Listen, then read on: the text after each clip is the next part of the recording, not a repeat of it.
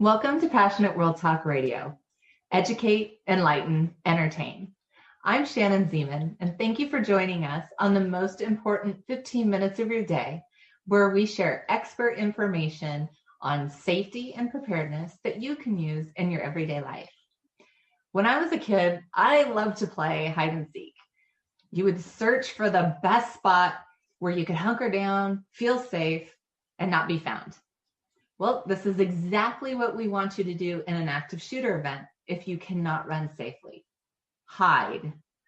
In December, Troy and I broke down how to run in an active shooter event.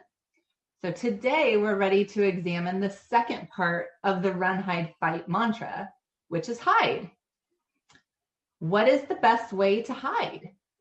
So we're going to start with this question and continue on. And Troy is going to enlighten us with his background of 25 years of police experience, and then we will chime in also with some of our personal experience. So Thank you for being here. Well, thanks a lot. No, I appreciate it. That's a great question, though. What is the best way to hide? I mean, everybody knows how to hide, but in an active shooter, there are different tactics that you need to learn. Mm-hmm. So all of my training and debriefs of active shooter events over the years I've been doing law enforcement have showed me that barricading the door and using the furniture in the room or a person's body weight, while that does is it keeps the door closed, so it gives the people in that room a greater chance of survival in an active shooter. Mm. The shooters don't necessarily want to kind of break down doors to get you. Okay. So this is so important, and that's why we go over this in so much depth. Most shootings are such a surprise that a lot of time people are caught in a room and they have to learn how to hide and barricade, and that's their only option. Right. One of the examples in our training that we talk about is in 2007, there was a student at the Virginia Tech University, and he entered a building full of classrooms and started shooting. In the first classroom he went to, the teachers and students had barricaded that room. They locked the door, they put furniture in front, they used their body weight, and when the shooter went to open it, he couldn't open it. So he just shot a few rounds into the door and moved on to the next classroom where the students and the teacher were hiding under desks, and he was able to walk right in and cause violence. So one of the things that we learned from that is if you can slow them down, if you can make them work a little bit harder, they're going to most likely pass you by. Go to someplace else that you can use it. If you're in a location where you don't have a lock on the door, like Troy said, body weight, you can have people sit against the door really low and cause that slowing them down. They want to move as fast as possible.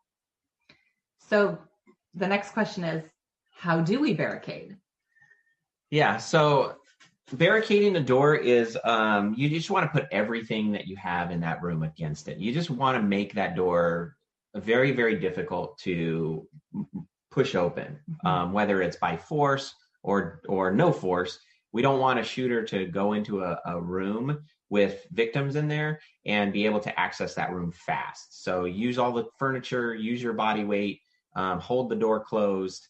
Anything you can that can keep that door closed if the shooter were to push on it. And I think that one thing is really interesting when you talk about using your body weight is how you tell people to get low.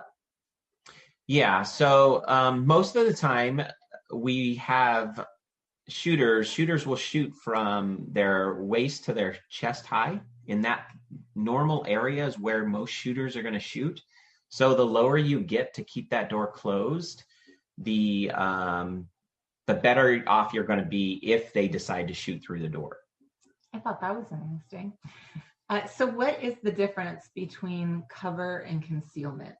So cover is when you utilize whatever you're hiding behind, and that object can actually stop the bullets that are being fired at you.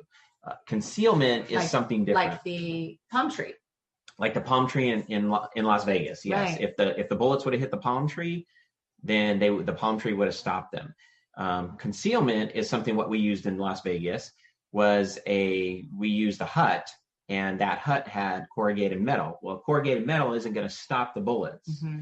So the bullets are going to go through. But what happens is the shooter can't see you, so that in essence, they're kind of guessing at where you are. So you have a greater chance of them missing you if they have to guess where you are behind that concealment. Okay.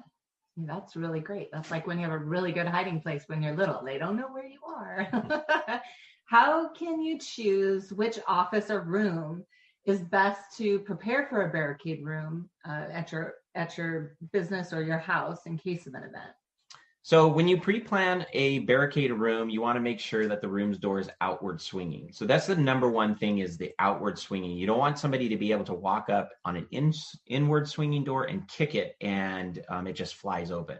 So an outward swinging door, they can't use their weight or a kick to get through that. So you want it swinging out into the hall, out and away from where you are. Away from the room. So an outward swinging door is if you're in your office, when you open that door, the door will open to the hallway, not to your office. Okay, that's great.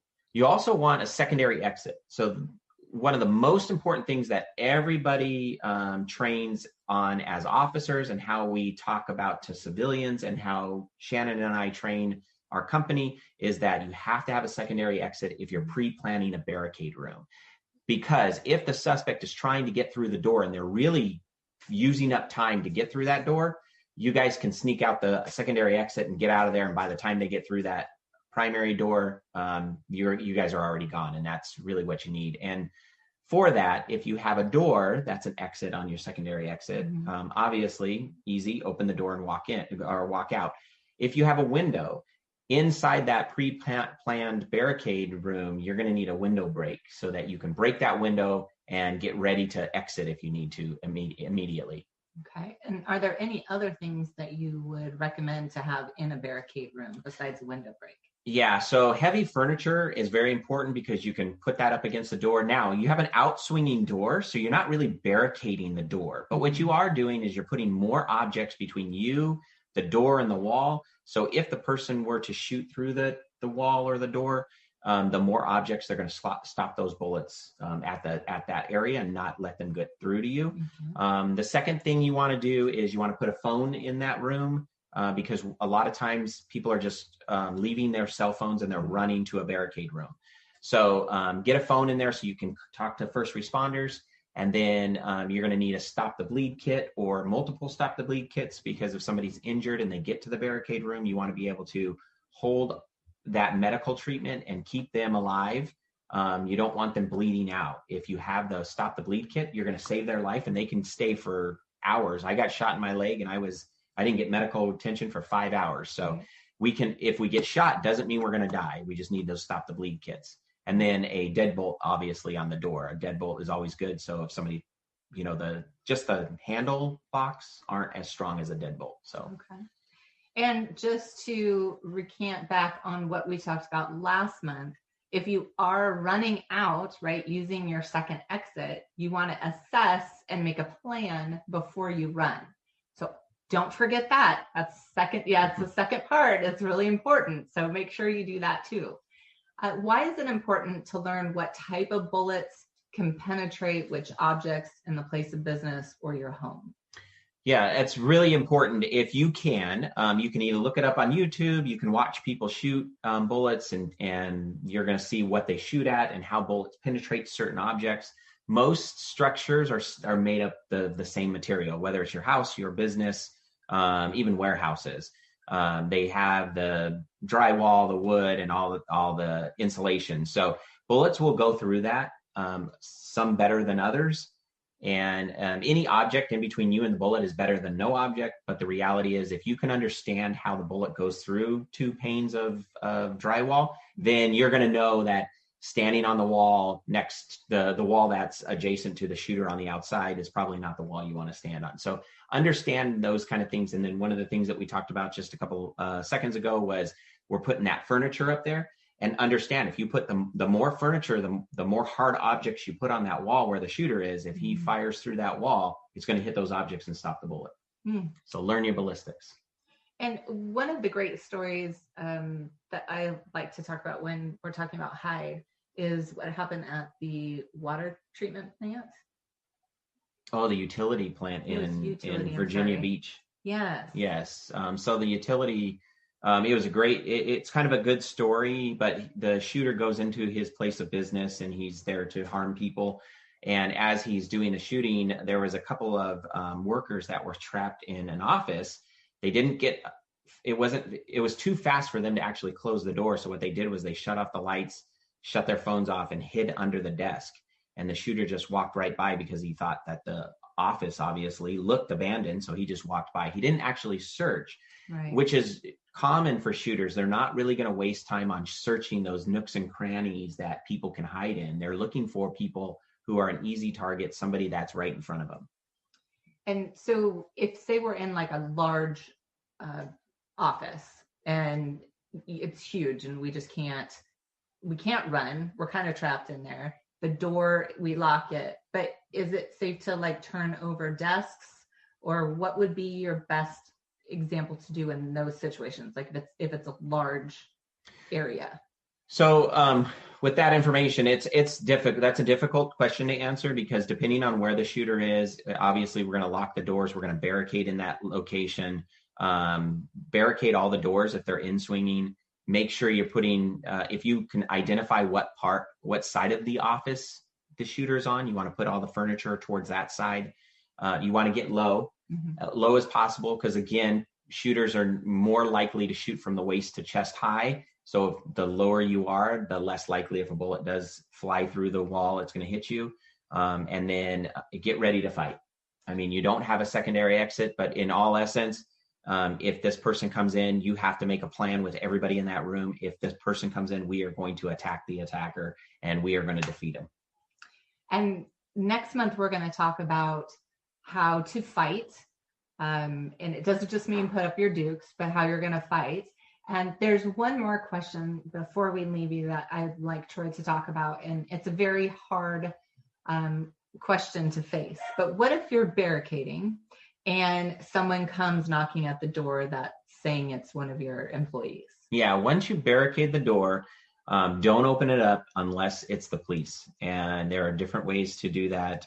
You're going to call 911. If the cops are outside and they're banging on the door saying it's the police, you call 911 and say, have the officers outside this door explain the door to me, describe the door, and then maybe you can open it up. Trust me, if you ever open that door, we will rip the door down before we leave you. So we're not just going to leave you there. We will check on you and make sure you're okay. And if it happens to be we rip the door down, then we rip it down. But don't open that door for anybody else, because we don't want somebody being held hostage and you open the door for one person and then everybody in that room is could face death. So we don't want that. And I know especially as a civilian, because our hearts break all the time to try and help people and do all that.